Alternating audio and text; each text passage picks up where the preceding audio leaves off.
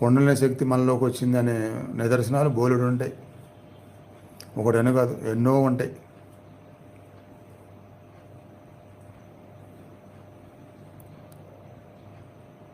అంత కుతూహలంగా ఉంటే ఒకటి చెప్తాను నేను.